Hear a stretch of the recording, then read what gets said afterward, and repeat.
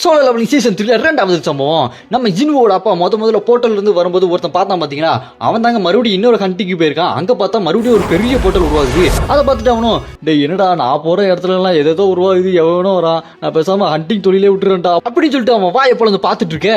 அந்த போர்ட்டலுக்குள்ள இருந்து வருது யாருன்னு பார்த்தா அவன் ஃப்ராஸ்ட் மோனா இருக்குங்க. அவன் எதுக்கு அங்க வந்தான்னு பார்த்தா அவன் வெளியே வந்து நின்றுட்டு யாரா என்ன கூப்பிட்டது, இங்க என்னடா ரூலர் பவர் இருக்குதா, அந்த பவர் இருந்த மாதிரி இருந்துச்சு, எங்கடா நீயா ரூலர் பவர் இருக்கவன், உன்னை பார்த்தா அப்படி தெரியலடா அப்படி சொல்லி அவன் முடிச்சிட்டு இருக்க. இவன் எதுக்குடா இங்க வந்தா நம்ம பார்த்துட்டு இருக்கும்போது அங்க பார்த்தா இன்னொரு மோனா இருக்குங்க. அவன் மோனார்க்கா டிரான்ஸ்பிகரேஷன் உருமாற்றத்துக்கான ஒரு மோனார்க்கா.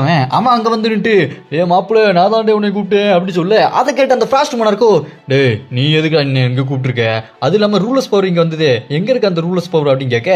அதுக்கு அந்த உருமாற்றத்துக்கான மோனார் சொல்லுவான் மாப்பிள்ள ஒரு முக்கியமான ரூலர்ஸ் பவர் கிடைச்சிருக்கு அப்படி சொல்ல.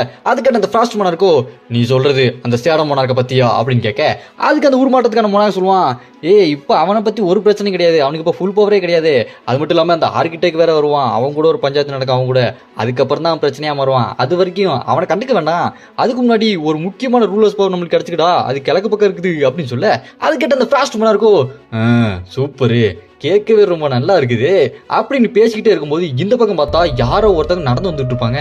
அவங்க அப்படியே நடந்து வந்துட்டு டேய் நீங்க எதை பத்தி பேசிட்டு இருக்கீங்க, கிழக்கு பக்கமா, அது கொரியாவா அப்படின்னு கேட்க. அதை பார்த்துட்டு அந்த ஃபிளாஷ் மோனார்க்கு கேட்பான் டேய் யாரா நீ எதுக்குடா இங்க வந்து தேவையில்லாம ஏதோ பேசிட்டு இருக்க, ஒழுங்கா அங்கிருந்து கிளம்புடா அப்படின்னு சொல்ல. அதை கேட்டு அவனும் நீ சொன்ன கிளம்புறதுக்கு தான் இங்க வந்தனா அப்படின்னு கேட்க. அதை பார்த்துட்டு அந்த உருமாட்டத்துக்கான மோனா இருக்கோ ஏ மாப்பிள்ள இவன் ஏதோ பிரச்சனையோட தான் வந்திருக்கான், நான் அங்கிருந்து கிளம்புறேன், நீ அவனை பாத்துக்கிறியா வரட்டாமே ட்ரு அப்படின்னு சொல்லிட்டு போர்ட்டல் ஓபன் பண்ணி எஸ்கேப் ஆயிடுவான். இங்க ஃபிளாஷ் மோனா இருக்கோ டேய் முடிஞ்சா தடுத்து நிப்பாட்டுறா பார்க்கலாம் அப்படின்னு சொல்ல. அதை கேட்டுட்டு அவனும் டேய் நான் அவனை விட மாட்டேன்டா, இங்க இருந்து உங்களை தப்பிக்க விட மாட்டேன் அப்படின்னு சொல்லிட்டு கையில வெப்பனை உருவாக்கிட்டு வேகம் அட்டாக் பண்ண போவான் பாருங்க. அப்பதாங்க தெரியுது அவன் யாருன்னு, அது நம்ம ஹீரோட அப்பாங்க. அப்புறம் கையில டேகர் மாதிரி ஒரு வெப்பனை வச்சுட்டு அந்த ஃபாஸ்ட் மோனார்க்கு அட்டாக் பண்ண போனா அவன் டக்குன்னு ஐஸ் ஒரு பெரிய ஐஸ் தடுப்பு சுவரை உருவாக்கி தடுத்துருவான். நம்ம ஹீரோட அப்பா அதை ஓங்கி அட்டிப்பா இருப்பாருங்க. அப்புறம் நேருக்கு நேரம் நிற்பாங்க, பவர் சும்மா வேற லெவல்ல இருக்கும்.